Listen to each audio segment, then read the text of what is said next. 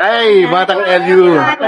For the very first time I place my eyes on you, girl, will follow through. So yan na nga guys, good morning, good afternoon, and good evening po muli sa inyong lahat. Ito muli ang inyong lingkod, nagbabalik para magbigay naman po ng reaction regarding nga po dito sa napag-usapan tungkol sa last na pag-live stream po ni Kalinga Prab po, na kung saan ay meron siyang ibinalita na sari-sari tungkol nga po sa kanyang sarili, of course, and ganun na rin po sa kung tawagin ay Big Four na mga love teams and tandem, yung mga ganun ba guys. So, unang-una, i-congratulate muna natin guys si Kalinga Prab sa kanyang napasali po sa Pinoy History. So, rank 15. So, grabe, malaking ano po yun guys, malaking achievement. So, congratulations sa iyo Kalinga Prab. And one more thing, mayroon pang isang mangyayari guys na kakaiba na naman tungkol sa buhay ni Kalinga Prab nga po bilang isang charity vlogger. Magkakaroon siya ng face-to-face na interview mula sa isang sikat na news anchor and radio broadcaster po na walang iba kundi si Miss Karen Davila Miss Bernadette Simbrano. Sorry po guys. Bernadette Simbrano Aguinaldo. So yan po. And ngayon ko lang din nalaman guys na ito pa lang si Miss Bernadette po ay may dugong Cordilleran. Kumbaga taga Benguet. So proud na proud, may dugong Igorota pala siya and very proud po siya sa pinanggalingan po niya na lahi po and nakaka-excite guys at mangyayari po yan. At isasabay yata dun sa pag-travel nila kasama ang Franjoy sa Tagaytay. Naku, malapit na. Parang next week na yata yun guys. At meron silang mag-a-attend po sila ng isang kasalan ng isang yung nanay ng ikakasal ay talagang solid na Kalingap supporters guys na taga-Tagaytay. So yan po ang mga magagandang balita. And tungkol naman po kay Viancy, meron din guys dahil may ibinulong si Edward tungkol po sa kanya sa kanyang mga tungkol sa school na napakagandang balita rin yon.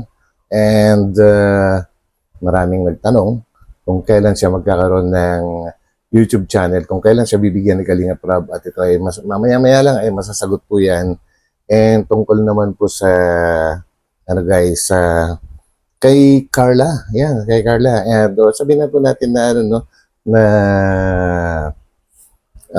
Jom Car ay magkakaroon at parang interested si Kalinga Prab na pagawan po sila ng magazine. So yan guys, magkakaroon ng magazine po and ang responding nga po, ang response ng mga nanood sa live stream ni Kalinga Prab ay napakaganda naman. Talagang aantayin din nila at bibili sila ng magazine na yan.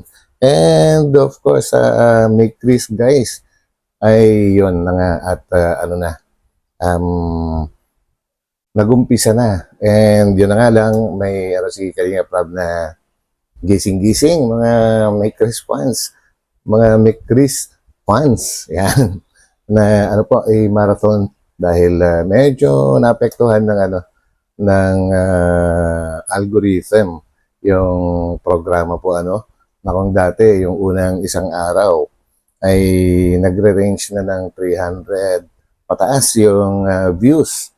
Ngayon po kanina bago ako po dito gumawa ng video, chinek ko kung ilan, bali 2 days na po yung nakakaraan ay nasa 222,000 pa lang guys. So mga dyan, mga fans ng May Chris, nako, galaw-galaw po dyan, and of course ang ang Franjoy, nako, tuloy na rin, kakaroon na rin. At yun na nga, at ang pagpunta po nila sa Tagaytay this coming 24th of January ay doon na sila mag-shooting. So yan guys, so bago tayo tumuloy-tuloy sa pakikinggan natin yung mga sinabi ni Kalinga Prab, ay shoutout po muna natin si Kuya Val Santos Matubang at The Vlogs, and of course si Kalinga Prab. So yan guys, samahan po ninyo ako hanggang dulo and bigyan po natin ng reaction ito. And guys, no, sa mga hindi pa nakakapag-subscribe, pa-subscribe na rin po ang aking munting channel. Pindutin nyo na po yung subscribe button. And huwag din pong kalimutan guys na pindutin po yung like button. So yan guys, so let's go! Cause I don't give a fuck what you say. Yan, unti-unti nang mabalik yung aking sigla sa pag-vlog. Kahit pa paano ay, ayun, na-recognize tayo ng Pinoy history, no? Yan ay labas sa ating community. Kumbaga, kahit hindi nasa loob ng community natin, appreciate yung ginagawa natin. So, yun. So yun ang isang magandang balita guys, no? Ang ma-appreciate si Kalingap Rab ng hindi taga-Kalingap na community ay isang napakalaking achievement po yan, and masarap sa pakiramdam kasi hindi naman taga-Kalingap yung nakarecognize sa kanya. Ay may mga nakakapansin sa kanyang ginagawang magaganda po, ano, na napaka-inspiring ng kanyang ginagawa po sa mga mga love team. Sabihin na po natin love team kasi talagang binago niya ng gusto yung kanilang mga buhay. And ano po yan guys, Na-motivate ako doon. At kumbaga may nakaka-appreciate ng mga ginagawa natin, ano. And meron pa pong isang good news kasi merong isang kilalang personalidad na mag-i-interview sa akin. grabe, yan na. Walaan niyo po kung sino yung mag-interview sa akin. So, isasabay na daw po dun sa Tagaytay. Sa Tagaytay na lang daw po kami magkikita. Uy, may nabasa na ako. Asa na yun? Bernadette Sembrano. Yan. Si Miss Bernadette Sembrano. Grabe guys, no? Hindi po basta-basta si Ma'am Bernadette Sembrano. Isa pong talagang, veterana na news anchor, radio broadcaster, at kung ano-ano pa, ano. Grabe po yan. Ang mapasali ka lang na mapag-usapan sa isang mainstream media ay talagang kakaiba na po na level yan. Kung dati naka-NJS si Kalingap Rab, okay na, maganda na. Pero yung mismong anchor, mismo ang kakausap sa kanya, ay mas kakaiba po yun. Dahil personal and face-to-face talk na po yun, no? Unlike sa KMJS dati, hindi si Jessica Soho yung mismong nag-interview sa kanya. Mas matindi ngayon dahil si Ma'am Bernadette Sembrano mismo ang mag-i-interview ng harap-harapan. So, nakaka-excite po yan. Abangan po natin, guys. Di ba? Grabe. Hindi mo na-expect na may interview tayo. So, si si Miss Bernadette Sembrano po yung mag-interview sa atin. Grabe, no? Napapanood ko lang dati. Sobrang sikat. Yes. Sobrang sikat, guys. Napapanood ko lang sa TV. Ngayon, makakausap natin. Face-to-face, interviewin pa tayo. Siya mismo. Grabe. So, yun po. Masaya lang tayo pag mga ganyang no? Kasi may mga nakakapanood pala sa atin ng mga kilalang tao. Kaya nakakatuwa. Noong nakaraan na KMJS tayo, di ba? Grabe yan, guys. So, abangan natin yun. Kahit naman siguro sino, na ma-feature ka ng mga taga-mainstream media, hindi ko lang sure kung nasa pa rin si Ma'am Bernadette Sembrano, kung nasa TV Patrol pa rin, kasi talagang taga-TV Patrol po yun sa ABS-CBN po, Pero bilang isang host ng ganong programa at harap-harapan na interviewin ka, sarap siguro ng pakiramdam. Siguro ganoon na rin pakiramdam ni Kalingap Rab ngayon sa excitement. Sikat yun. Oo nga sikat na yun, reporter. Di ba? ABS-CBN. Check Yo. natin. Salamat sa mga nanood kahit yun nga, yung upload natin is hindi regular pero yun. Ang ganda naman po ng views natin. Na-achieve naman natin yung 300, 400,000. Yung Mikris po, sana humabol po tayo. Habol tayo guys. Siguro ay nawala yung recommendation ng Mikris. Gawa ng tagal ding nawala ng Mikris, no? Yun. Unlike before na kapag sunod-sunod talaga, yung mga viewers natin is nasasanay sila. Pero ngayon kasi biglaan di sila nasanay na may upload. Kaya yun, actually, hindi naman ako na-expect ng ano talaga. Kumbaga, inaasahan ko na rin yan na ganyan yung mangyayari. So yun, actually, sa realidad, totoo po yung sinabi ni Kalinga Prab po, ano, na baka hindi alam ng mga ibang followers or supporters ng Necris dahil biglaan nga po na-launch yung kanilang programa ulit nung isang araw. And pangalawang araw na nga po ngayon.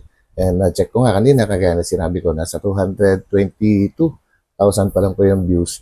Apektado din po yan ng algorithm. Kumbaga, ibig po sabihin kapag palagi ka po nag-upload ay at nagugustuhan ni YouTube yung ginagawa mo, and maganda yung pagkaka-execute mo sa lahat ng programa mo, mas pinapakita niya po sa kanyang wall po, kumbaga parang sa Facebook din, pinapakita sa Facebook kung nagandahan si Facebook sa iyong mga pinupost. Ganon din po si YouTube, guys.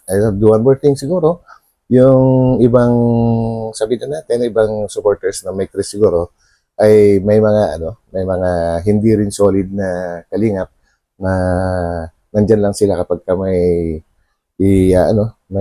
upload tungkol sa may Chris, kaya hindi siguro nila nalaman na nagkaroon na kagad. Pero sooner or later, makakahabol din dyan. Kagaya nga po ng sinabi ni Kalinga Prab, at gagawa niya ito ng paraan para muling gumanda ang takbo ng kanyang main channel po. Actually, maganda naman po talaga yung takbo ng main channel niya, pero mas lalo pang pagagandahin. At lalo na ngayon, at inspired po siya. Motivated siya. So, tuloy po natin. Kasi pag di ka talaga regular na mag-upload, yung algorithm masisira, then yung mga tao, nalilito din sila. So, Correct. pati YouTube, malilito kung kailan nila i-recommend. Pero hayaan nyo po, babalik po tayo. Yun, na Yung sa maganda. Migos, medyo mababa siya kasi nabigla din sila. Kumbaga, tagalan yung huling natin upload. So, sana makahabol pa yung Chris kahit maka 300,000.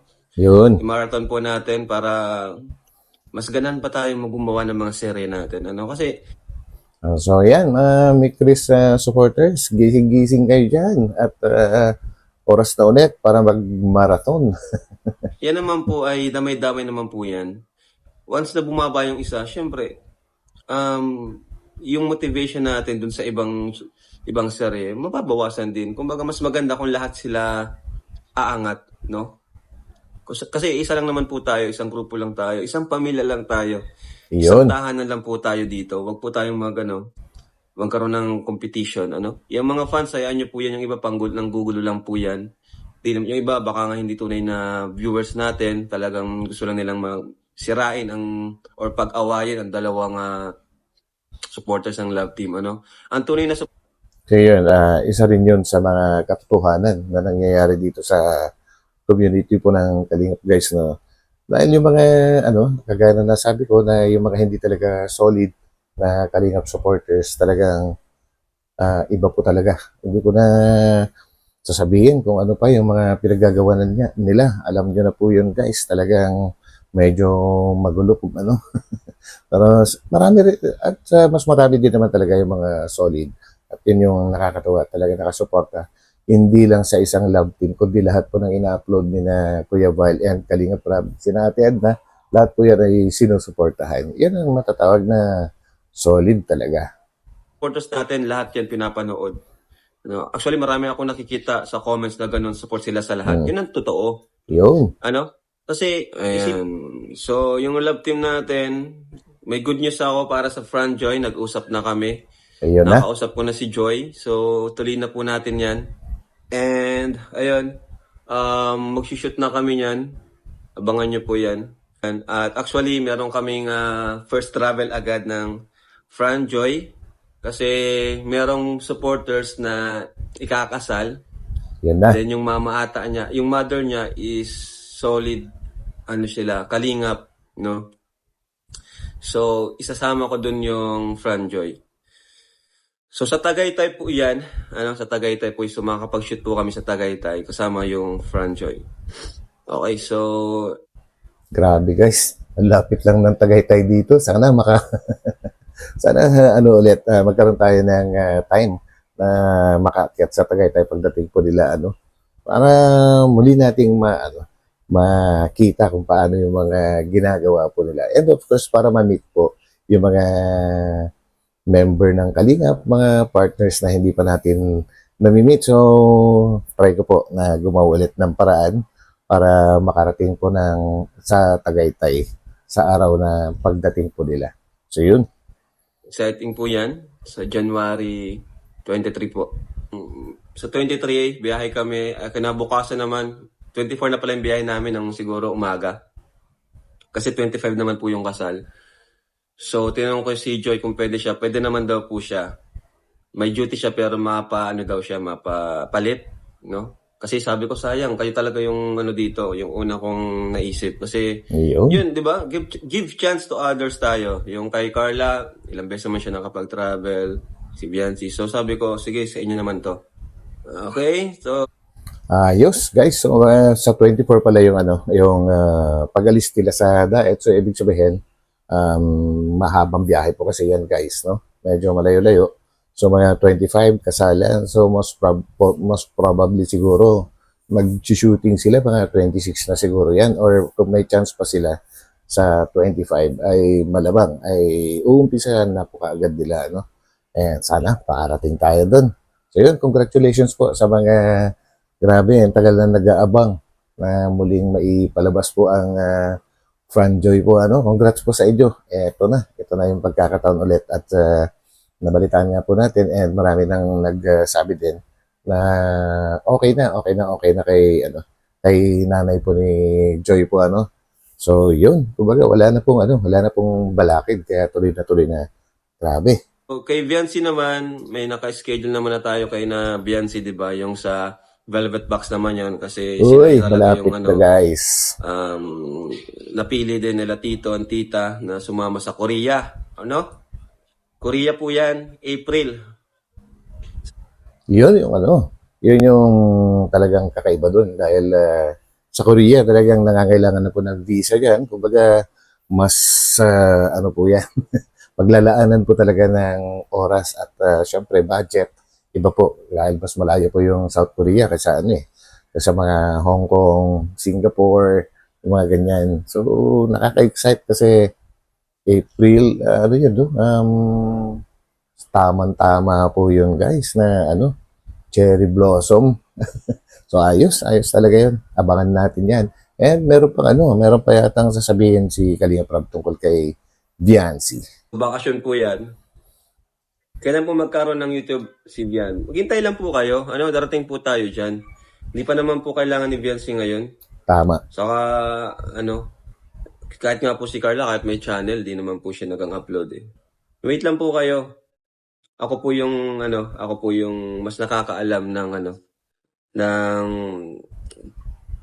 tamang panahon, para kay Biancy. Lalo na, alam nyo naman, di ba?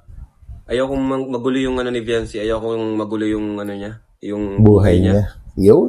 Ang dami nang gugulo, tapos guguluhin pa natin pa nagka-YouTube channel. Saka na po. Huwag po kayo mag-alala, malapit na rin po ngayong taon. So yun, actually nabanggit din ni Kalinga Prab na malapit na rin po ngayong taon.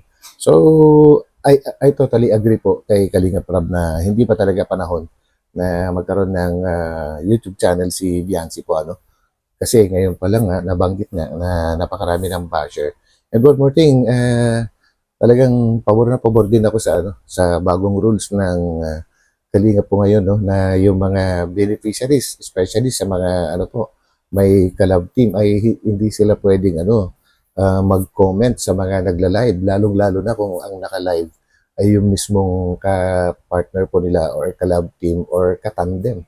Naku, pinagbabawal na po yun guys kasi pinagbumulan po talaga ng bashing yan. Kagaya nung nangyari dati sa pagla-live po ni Kalingap Edo, na nag-comment din si Biancy doon. Tapos, actually, napanood ko po yun And parang may mga nagsabi na viewers na andun nga si Biancy sa comment section. So, hinanap po nila kasi hindi napansin ni Kalingap Edu. And then, nung nahanap po nila, ay medyo nagkaroon na duda kasi hindi naman normal na ginagawa ni Biancy yun. So, akala nila dati parang basher. Kumbaga, gumagamit lang ng parehong pangalan. So, nagkaroon ng duda, doon, nabash ng gusto si ano doon, si Kalingap Edu. Kaya, pabor na pabor po ako na hindi na pwedeng mag-comment yung mga beneficiaries, lalo-lalo na sila, ng mga may kalab team. So, no? So, pabor ako doon guys, para maiwasan talaga yung yung mga bashing na ganun na hindi naman talaga mahalaga. And one more thing, may napag-usapan po sa Karaba kanina na medyo bata pa kasi yung mga beneficiaries, hindi natin pwedeng ihambing sa edad po natin, no? Na minsan pagka nagko-comment nga daw sila, parang hindi pa ganun ka-mature yung kanilang mga kino-comment po sa nagla-live. So, alam niyo na, pagka basher, ay talagang, sabi nga ni Kuya Noli, ay letra by letra na binabasa yan ng mga basher. Pag nagkamali ka na isang letra, nako, isa ka ng mahinang klase, kaagad-agad. Ganun po yung ganun po yung mga basher, sa hanapan ka talaga ng ng pagkakamali or kahinaan.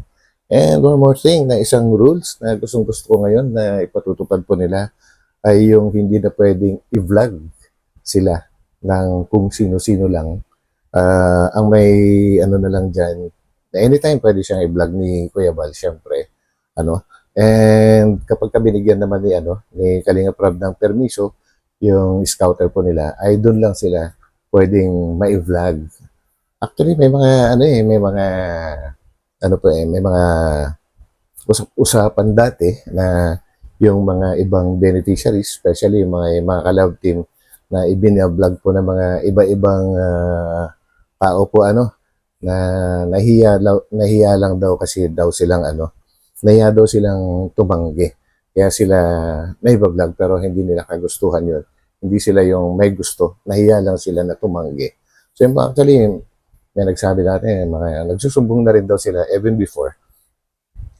Yun po yung mga naririnig ko noon pa, at buti na lang at napasama kayo niyan sa bagong rules. So yun guys, protektado sila ngayon sa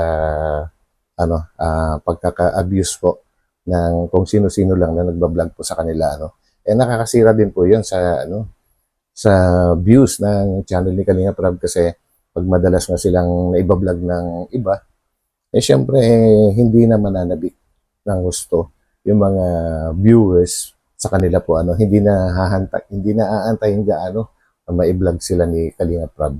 So yun po guys, which is Kalinga Prab naman po talaga yung talagang may karapatan talaga dyan, dahil siya nga po yung tumutulong, and of course dahil nainumpisahan ni Kalinga Prab ang pagtulong, may mga sumusuporta na rin po ng mga ng mga sponsors. Pero kung hindi inumpisahan ni Kalinga Prab, wala rin po yung mga sponsors. Di ba guys? So yun po ang nun, paliwanag. So tuloy.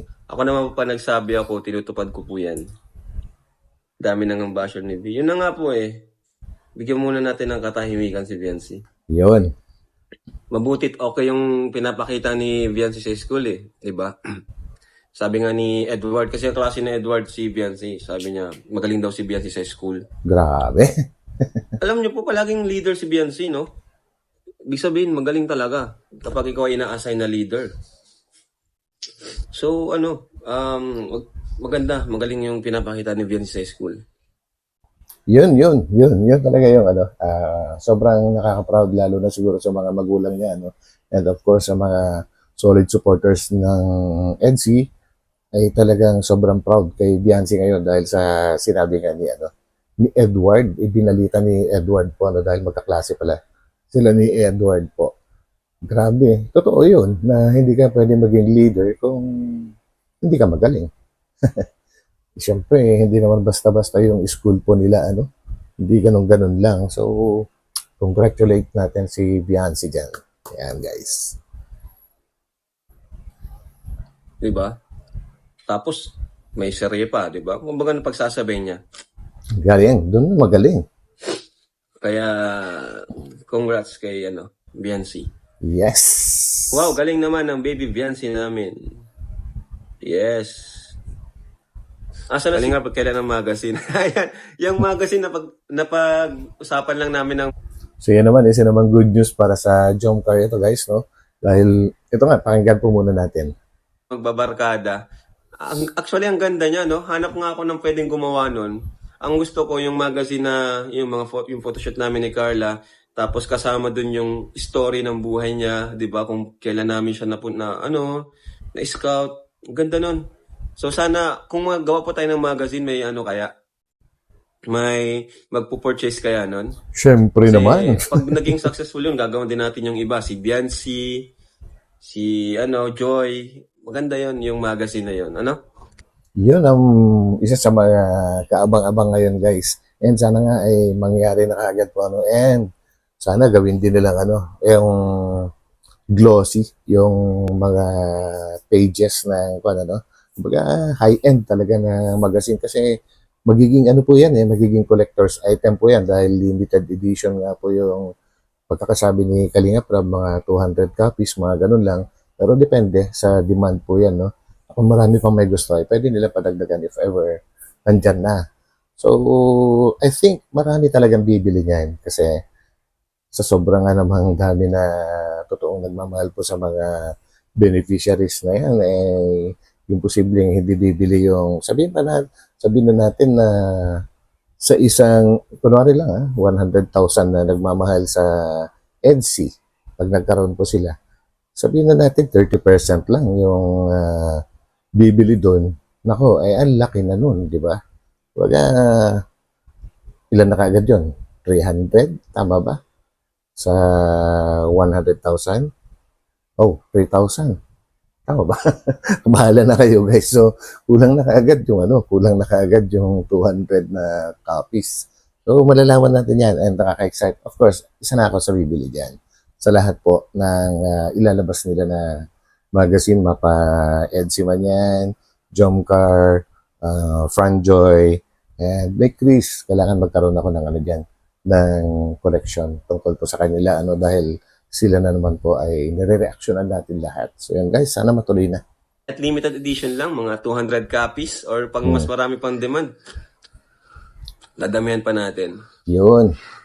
Ito lang yung marapkat. Yun nga, Jomcar talaga yung unang plano natin kasi ako yung nakapag-photoshoot na sa Jomcar. Sige po, sige. Mahanap po kami ng pwedeng gumawa, no? Yung magaling, yung maganda yung pagkagawa. Para ma-feature natin dun yung buhay ni Carla, sa Kalingap. So yun guys, ang daming magagandang balita and of course, lalong-lalo na yung magiging face-to-face na interview ni Ma'am Bernadette Sembrano kay Kalinga Prab. Abangan po natin yan guys. And mangyayari yan, isasabay na po sa pagpunta po nila sa Tagaytay po. So doon din siya mai-interview. Gandang chance na rin kasi yun para two birds and one stone na lang sa schedule. So yun guys, hanggang dito na lang ulit and maraming salamat sa inyo lahat sa pagsama sa akin. Ito muli ang inyong lingkod, Batang LU, and patuloy lang po natin suportahan ang buong team Kalinga po. Lahat po ng mga programa na kanilang ginagawa ay suportahan po natin. So hanggang dito na lang at magkita-kita ulit tayo sa aking susunod na upload. So, pansamantala, papaalam po muna ako. So, bye-bye.